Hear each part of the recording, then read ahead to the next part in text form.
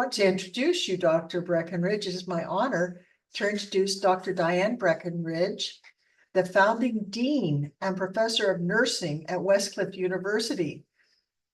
She serves as chief nurse administrator and the CA BRN Approved Director. Dr. Breckenridge, 1988 to present, has continually developed strategies for success for students aspiring to a career in nursing and other healthcare professions. She's here to discuss with us the DEI Strategies for Success model, fostering foundations to overcome challenges. Well, thank you, Professor Dr. Liz Crow. It's my pleasure to be here this evening, and we're going to start with the first slide, and we're going to move along. And as you have questions, please bring them up in the chat. How's our first slide going? So the diversity, equity, and inclusion strategies for success model, it promotes innovative best practices to identify student challenges and provides resources to help the students overcome their barriers. This enhances student success across 5 educational benchmarks: recruitment and access, retention, timely graduation, passing the NCLEX-RN exam, which is mandatory to practice nursing. And this is to be on the first attempt, which is the most important time to do so, or the school, if they go below a certain percentage, goes on probation. So that is extremely important. And then entering the workforce as practice-ready RNs. Next slide, please. The origins. Myself as a nurse, a dean, a professor, a researcher, and a founder of Strategies for Success.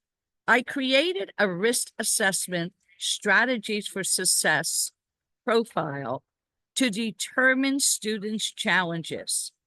The purpose was to help students overcome challenges and be successful in many different preparations. The first being access to nursing education. The second being increased retention and decreased attrition.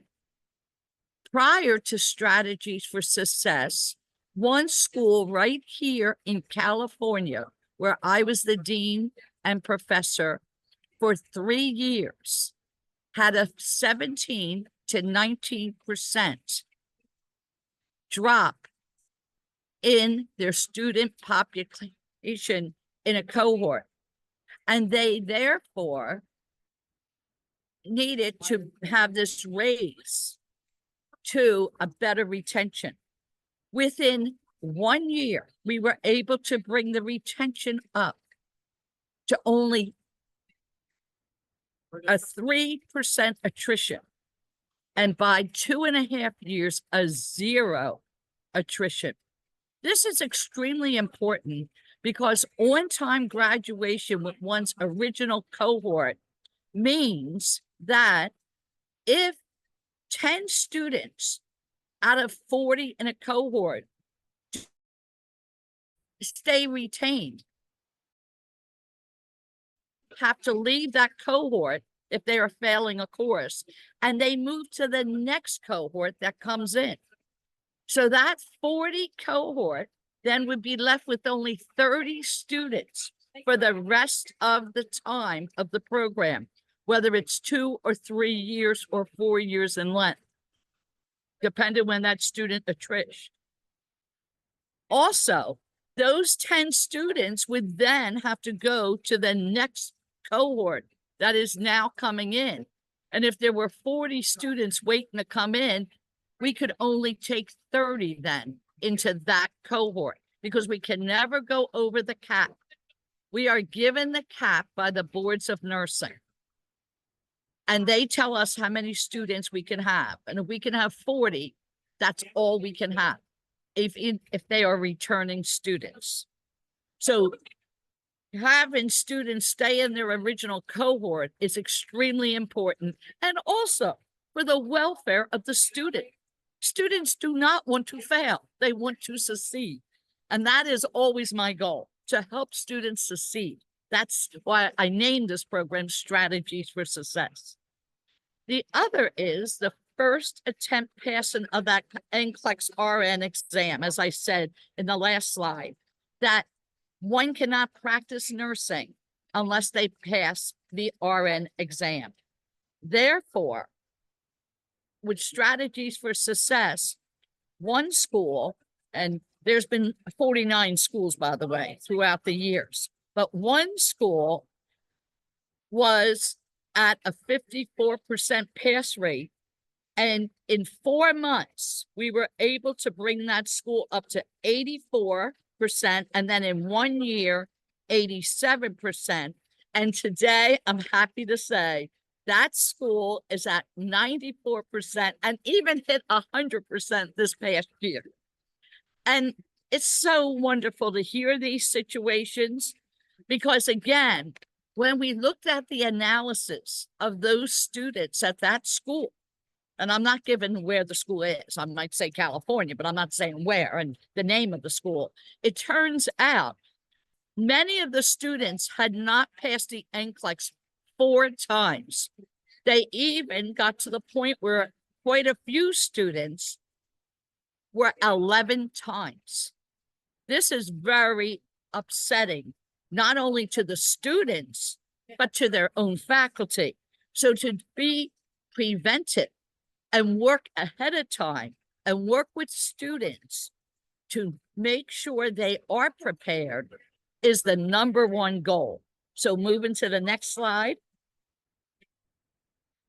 So since 1988, that is when I called this program Strategies for Success. I did originally begin this program right when I was in nursing school. In 1971, I went to nursing school right from high school.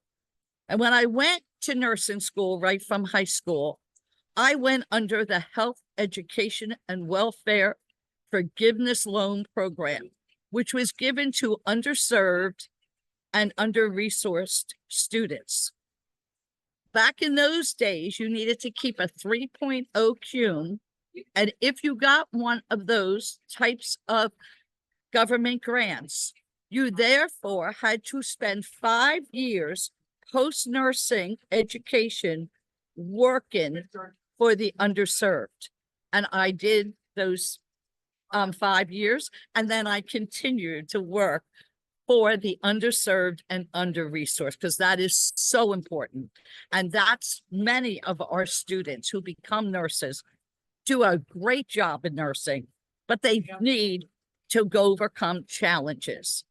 And some of these challenges are the ones I have here. There's many more, but the key here is, let's start with academics. To take the NCLEX-RN, it's a standardized test. So if a student says, I'm not good at standardized testing, we have to help them become good at it because they have to take that test to pass and become an RN. So again, many people say, we don't want to use standardized tests, but in a standardized test profession, we have to give that a lot of thought and explain that in a very, let's say, unchallenging way. A way whereby we say, we can help you. We can get you over any fear that you have in taking a standardized test. The other is family responsibilities. We are not going to say to a student that family responsibilities have anything to do with admission. The key here is family responsibility to help them over their challenges again. If they have 3 children and all 3 children need childcare, then we need to help them find childcare that is open early enough so they can get to their clinical sites. And many clinical sites start at 6:30 a.m. That's a challenge. So I had to actually go personally to childcare centers, ask them to open early, and give them money through donors. We got donors to give us money to help pay for that. So there are many reasons you want to look at family responsibilities, but not in terms of admission. That has nothing to do with admission. That's just to help the student. As far as financial, we need scholarship and grant programs. And I have been fortunate with my education, also having postdocs, which were grant writing, as well as I still was working and such. I was able to raise 33 million in external funding that goes directly to the schools, and they then distribute that to the students. I do not get involved in that. And it turns out this helps to decrease student work hours while they're in a nursing program. In medicine and medical schools, they do not allow students to work while they are in medical school. And we were not allowed when we were in nursing school. But today, we are finding more and more students need to work to just pay for the things they need that are really important. So we need to have more donor money and grant money. Next slide. So as we move to the next slide, the key here is to increase a diverse nursing workforce that is culturally competent and practice ready. So many of our students that come from diverse backgrounds, different cultures, that is wonderful. That is what we want. We want students that speak other languages, but again, the exam, and it's always this way in all license exams, is in the English language in the United States, just like it's in the language of the country that is given a licensing exam. Even, let's say, one of our other countries where some of our students and faculty are on today.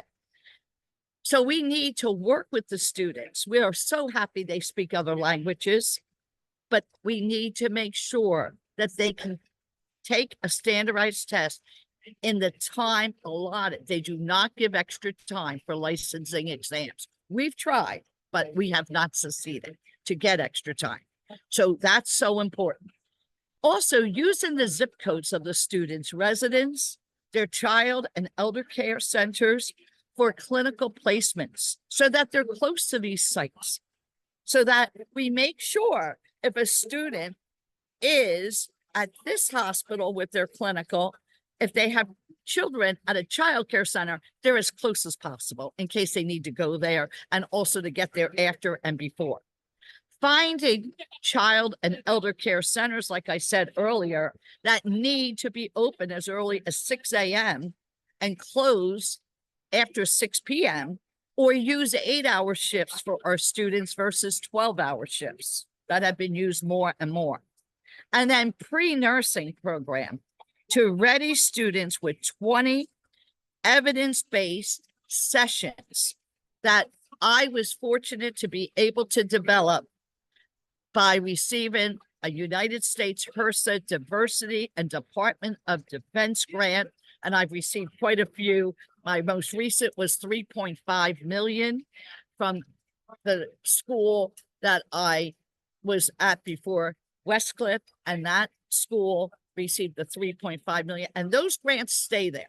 They always stay at the school and for the students. That's the most important. This work is for all types of students, the pre-licensure student right from high school, the student that comes in as an adult, the LPN student, which is a licensed practical nurse. That's what it's called on the East Coast of the United States, licensed vocational nurse on the West Coast of the United States, and then our medics, our veterans. And I've been fortunate to hold 2 of the vets grants so that we can help our veterans become nurses and make a difference. Move to the next slide, please. When we look at the 49 nursing programs that I have had the opportunity to either speak with for a few minutes and they've used my model, or actually been the dean of that school, and there have been 6 where I've been able to be, and my over 50-year career. This year was 50 years since I became a nurse. It turns out that they have shown that this approach has worked. And it is the approach of the school. The model is there. The materials I have are there, and I have them to send to people. But at the same time, the culture of the university or the college needs to embrace it and even work with it and make it even better for their students. That's the number one goal. And therefore, the increase the number of underrepresented and underserved students with a focus on equity and inclusion of students from diverse populations. When we look at equity, it's innovatively addressed to recognize the differences in resources needed for students to fully participate in society, include access to higher education with the goal of overcoming challenges to ensure fairness. And that's what's key. And so, next slide, please.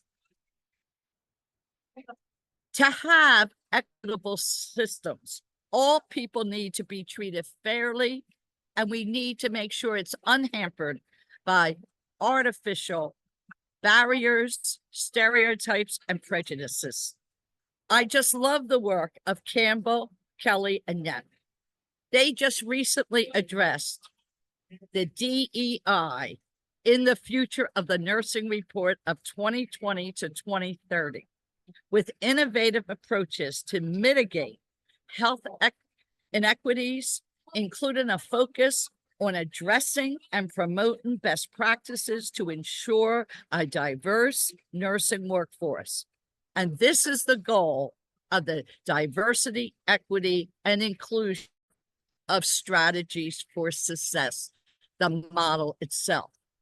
I had the distinct pleasure to be able to work with the future of nursing through the HRSA of the government quite a few times. But in 2021, I was put on the panel to actually write the manuals for our Hispanic students. And those students to help them be retained more in our programs. Professor, so that excuse they me. can become nurses. And we've Professor, had the opportunity to do so with the African American and Black students. And we've had the opportunity to do so with many, many other students from other cultures. And that is what is so important.